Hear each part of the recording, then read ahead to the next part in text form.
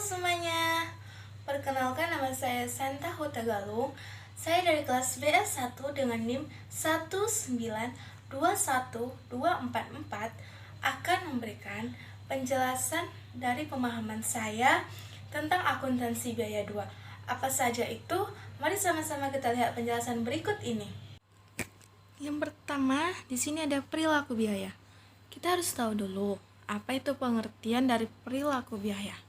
Perilaku biaya adalah cara biaya berubah dalam hubungannya dengan perubahan penggunaan aktivitas. Perilaku biaya merupakan hal yang penting dalam pengambilan keputusan, estimasi biaya di masa yang akan datang, dan evaluasi pelaksanaan di masa lalu. Nah, yang kedua ada klasifikasi biaya. Apa saja klasifikasi biaya tersebut? Klasifikasi biaya tersebut terbagi atas 5. Yang pertama, hubungan biaya dengan produk. 2. Elemen biaya produksi. 3. Fungsi pokok perusahaan. Keempat, hubungan biaya dengan proses pokok manajemen. Kelima, hubungan biaya dengan volume kegiatan.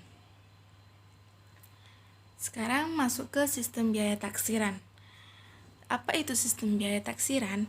Sistem biaya taksiran adalah sistem akuntansi biaya produksi yang menggunakan suatu bentuk biaya-biaya yang ditentukan di muka dalam menghitung harga pokok barang yang diproduksi. Dasar yang dipakai dalam penentuan norma fisik terbatas pada pengalaman produksi masa lalu. Apa itu tujuan dari penggunaan sistem biaya taksiran? Tujuannya itu ada 4. Yang pertama, untuk jembatan menuju sistem biaya standar. Kedua, untuk menghindari biaya yang relatif besar dalam pemakaian sistem biaya standar. Ketiga, untuk pengendalian biaya dan analisis kegiatan. Keempat, untuk mengurangi biaya akuntansi. Nah, sekarang kita harus tahu juga apa itu kelebihan sistem harga pokok taksiran. Pertama, dapat mengurangi atau menekan biaya administrasi. Kedua, dapat menyediakan informasi untuk pengambilan keputusan. Ketiga, mengantar ke pemakaian sistem harga pokok standar. Nah, sekarang ada kelemahannya juga. Apa saja kelemahan dari sistem harga pokok taksiran itu? Pertama, harga pokok taksiran yang ditentukan kurang teliti baru dapat dikoreksi pada akhir periode setelah selisih biaya dihitung dan dialokasikan. Kedua, timbulnya selisih biaya yang besar dapat mengakibatkan pengambilan keputusan yang keliru karena pengambilan keputusan dilakukan sebelum produk atau jasa diolah. Nah, sekarang ada materi tentang activity based costing. Sistem activity based costing atau yang disingkat dengan ABC adalah metode akuntansi yang dapat Anda gunakan untuk mencari total biaya aktivitas yang diperlukan untuk membuat suatu produk. Sistem ABC menetapkan biaya untuk setiap aktivitas yang masuk ke produksi, seperti pekerja yang menguji suatu produk. Ada syarat dalam penerapan sistem ABC. Apa saja itu? Yang pertama, setiap produk yang dihasilkan perusahaan memiliki proses produksi yang berbeda-beda. Kedua, perusahaan memiliki diversifikasi produk atau produk varian. Ketiga, perusahaan menggunakan fasilitas yang sama dalam memproses produk diversifikasi tersebut.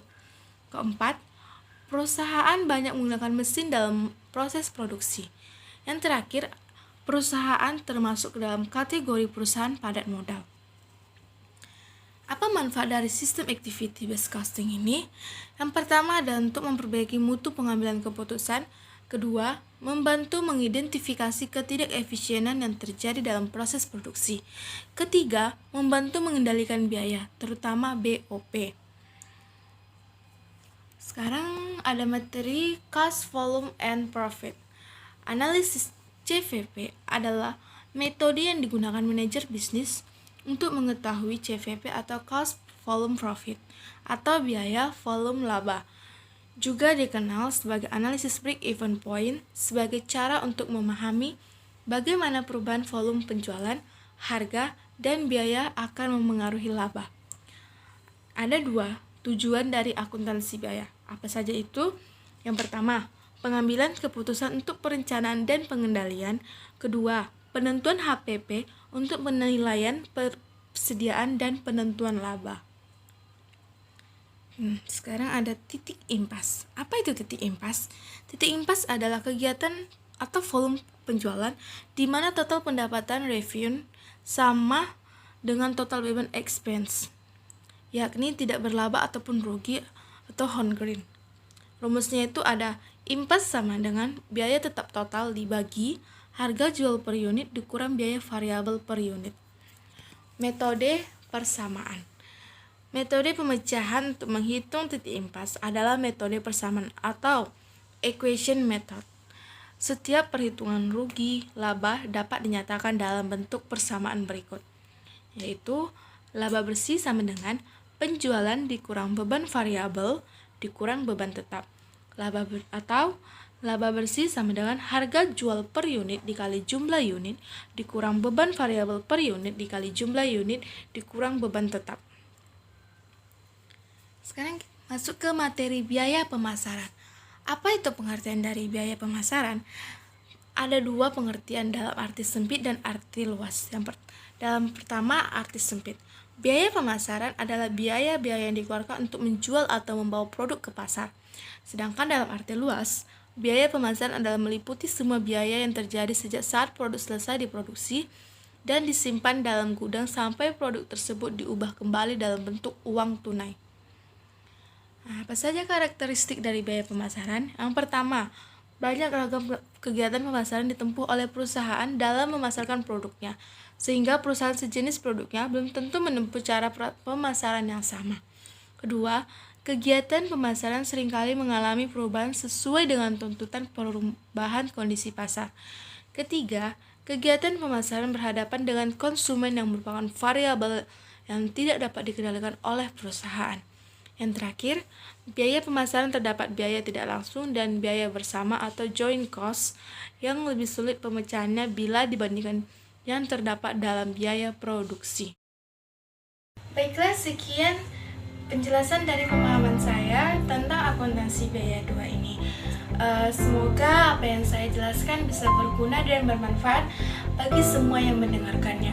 Apabila ada kesalahan, saya mohon maaf.